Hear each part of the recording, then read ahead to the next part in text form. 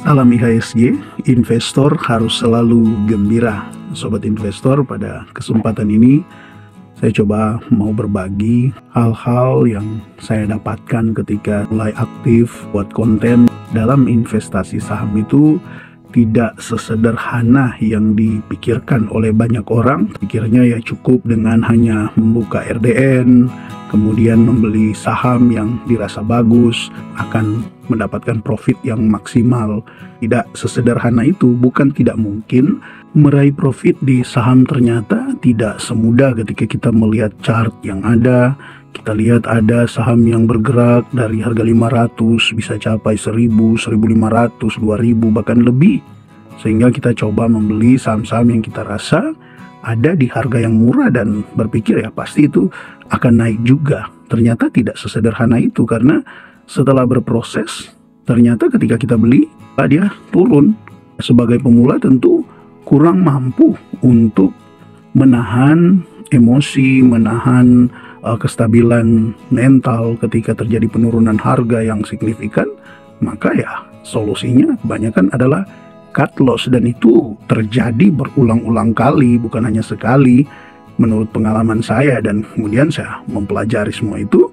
Salah satunya juga setelah saya mulai membuat konten ini, akhirnya ya teringatlah tentang kejadian-kejadian yang terjadi di awal-awal mula saya berinvestasi, dan itu ternyata memang menjadi bagian-bagian yang rata-rata semua mengalami. Tinggal yang membedakan adalah mereka yang benar-benar siap dan mereka yang sebenarnya tidak siap. Seperti contoh yang membeli saham karena merasa harganya sudah turun cukup dalam, pasti setelah di sideways ini nanti kemudian dia akan naik. Malah bukan naik, tambah turun.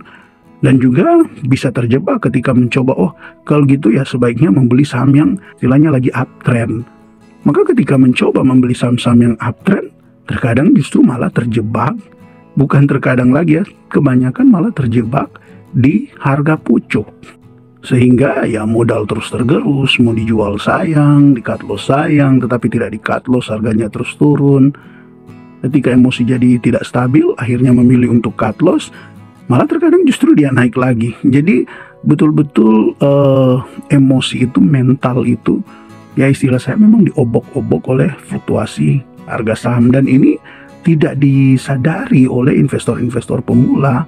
Apalagi kita tahu bahwa ya sekarang ini banyak juga investor-investor baru atau yang membeli saham itu sebenarnya mental-mental mereka justru sudah terbentuk dari ya mental-mental spekulasi. Lebih parah lagi, terbentuk mentalnya melalui judi online. Sehingga ya di saham dijadikan sebagai sarana spekulasi dan dijadikan sarana berjudi. Sobat investor, sedangkan mereka yang benar-benar yakin bahwa membeli saham itu untuk berinvestasi, ketika berhadapan dengan fluktuasi harga saham, ketika berhadapan dengan berita-berita yang kadang tidak menentu, bisa membuat mereka dari yang awalnya ingin berinvestasi bisa berubah menjadi berspekulasi. Ada yang niatnya untuk jadi investor, tapi dalam sekejap bisa berubah menjadi trader karena situasi, karena keadaan yang ada. Jadi ya terkadang investor rasa trader, tapi jadi trader sementara hatinya sebenarnya ingin menjadi investor. Justru ada dalam persimpangan antara memilih menjadi investor tetapi situasi memaksa untuk jadi trader karena mungkin niatnya untuk mengejar kerugian yang sudah cukup dalam ya dengan waktu yang cepat. Ya cobalah jadi trader seperti itu. Nah malah ketika jadi trader ya tambah rugi lagi. Dan itu banyak terjadi di saham. Jika Anda pemula yang menonton video ini, ya saran saya sebaiknya Anda benar-benar memahami dulu apa itu investasi saham, agar Anda tidak terjebak di dalam situasi yang sulit. Apalagi Anda menggunakan modal yang panas, kemudian modal itu tergerus. Justru niat Anda untuk melipat gandakan aset Anda di saham malah akan sebaliknya, akan tergerus dan membuat mental Anda jadi tidak stabil. Jadi sebaiknya lah Anda memahami dulu saham itu sebenarnya seperti apa, resiko-resikonya, metode-metode investasinya, langkah-langkah yang tepat ketika kita membeli sampai kita menjual. Itu semua Anda harus mempelajari, dan mempelajari itu tidak mudah, tidak singkat waktunya, tidak instan. Itu akan berproses seiring waktu dan bisa makan waktu yang cukup panjang. Bahkan ada yang sampai bertahun-tahun, ada yang 4-7 tahun investasinya ya menurut versinya dia itu ya seperti jalan di tempat, bahkan ada rugi-ruginya 4-7 tahun. Nah, sedangkan investor-investor yang baru sekarang terkadang masuk di bulan ini maunya bulan depan sudah profit. Minimal katanya 5%, 10%. Kalau memakai hitung-hitungan seperti itu kan, ya siapa tidak mau 1 bulan 5%, total dalam 12 bulan sudah cuan 60%. Iya, itu hitung-hitungan di atas kertas, tetapi pada prakteknya tidak demikian, karena investasi saham itu melibatkan emosi, melibatkan fluktuasi harga saham yang dipengaruhi oleh market.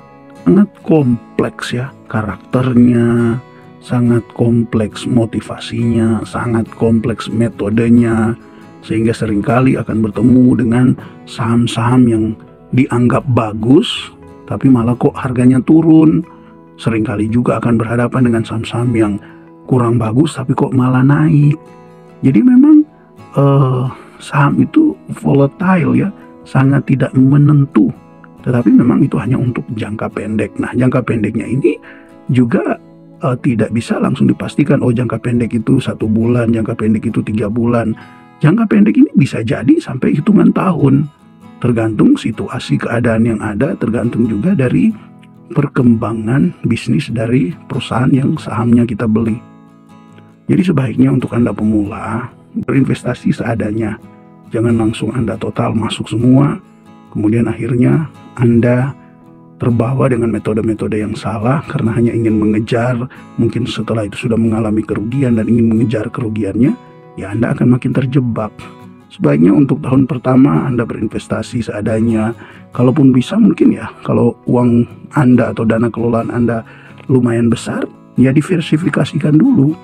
Mungkin ada yang di obligasi, mungkin ada yang di deposito, mungkin ada juga yang di reksadana. Untuk awal-awal saya sendiri tidak berpikir untuk seperti itu ya, mendiversifikasikan modal. Yang penting karena memang sudah lihat, wah saham ini bagus, menjanjikan, returnnya ini cukup gede. Tapi akhirnya kurang lebih 1 tahun dalam investasi itu mungkin ada di kisaran 2-30% kerugiannya. Maka dari itulah, bagikan untuk Anda, mulailah dengan dana yang kecil dulu. Kemudian Anda mempelajari ya jenis-jenis saham yang mana, Anda menemukan saham-saham yang tahan terhadap krisis, karena tidak menutup kemungkinan setelah Anda masuk itu bisa krisis, bisa terjadi penurunan harga yang sangat tajam. Seperti contoh mungkin mereka yang baru mulai berinvestasi di tahun 2024 ini ya, masuk di bulan April, di bulan Januari, Februari, pilihnya pun bukan saham yang jelek seperti saham-saham perbankan, tapi contoh ketika mereka memilih BBRI sampai sekarang ini itu sudah turun di kisaran 30-an%. Nah, apakah mereka siap dengan hal itu? Ya tentu kalau mereka mulai dengan dana kelolaan yang kecil, dengan dana investasi yang kecil dulu dari modalnya, kan misalnya baru mulai dengan 10% dana modal yang dia miliki, kan ketika turun 30%, kemudian dia mempelajari, oh justru ini momentum bisa untuk akumulasi lagi, average down lagi, dan potensi keuntungan ke depan akan makin bagus lagi. Nah, itu langkah yang baik daripada langsung investasi, walaupun didiversifikasi ke berbagai saham blue chip, saham-saham yang dikenal cukup bagus, tetapi bisa dilihat rata-rata memasuki bulan Maret ya, selesai bagi dividen, kemudian sampai di April, nah masuki bulan Mei rata-rata semua koreksi, dan koreksinya sangat dalam. Apalagi mereka yang bermain di saham-saham yang ya untuk berspekulasi, terkena full call auction dan lain sebagainya. Oke, mungkin di akhir video ini saya cuma mau berbagi bahwa sebenarnya belajar metode-metode itu tidak sesulit yang Anda pikirkan. Belajar metode-metode itu artinya bukan juga gampangan ya, butuh usaha ekstra juga, tetapi tidak sesulit yang dipikirkan di awal, seolah kan sulit ya. Mengenal rasio-rasionya aja sulit di awal, tetapi sering waktu Anda akan terbiasa dan Anda akan bisa. Tetapi yang justru jauh lebih sulit di situ adalah membentuk prinsip-prinsip dalam berinvestasi itu, membentuk mindset yang bagus dalam berinvestasi itu, dan kemudian menjaga kestabilan mental yang jauh lebih penting. Karena ketika mindset Anda bagus, mental Anda stabil, Anda akan lebih mudah untuk mengupgrade skill Anda. Sedangkan skill Anda yang mungkin oke, Anda baru dalam hitungan bulan mungkin sudah hebat mencari harga wajarnya, sudah hebat untuk memilih saham-saham yang bagus, sudah hebat dalam hal-hal yang lainnya. Tapi ternyata ketika Anda membeli, ketemu dengan situasi yang tidak terduga, seperti sekarang ini, perusahaan-perusahaan bagus malah koreksinya sangat dalam, Anda justru akan ragu dengan skill Anda. Intinya di sini yang terpenting adalah mulailah dulu dari pemahaman. Bentuk pemahaman yang benar tentang saham berkaitan dengan resiko-resikonya, berkaitan dengan metode-metodenya, baru kemudian Anda mulai berinvestasi, dan berinvestasi dengan langkah-langkah yang sebisa mungkin, seminim mungkin spekulasinya. Harus betul-betul mengandalkan analisa dan terus belajar. Oke, mungkin itu dulu yang bisa dibagikan kesempatan ini. Ya, jika Anda suka, Anda bisa tulis di kolom komentar untuk topik-topik seperti ini. Dan terima kasih untuk Anda yang terus mendukung channel ini, baik lewat like, komen, subscribe. Ya, cuma bisa sampaikan terima kasih untuk apa yang sudah Anda berikan. Semoga channel ini terus berkembang dan bisa berdampak baik untuk Anda-Anda yang berinvestasi. Tetap semangat, terus belajar, dan salam IHSG. Investor harus selalu gembira.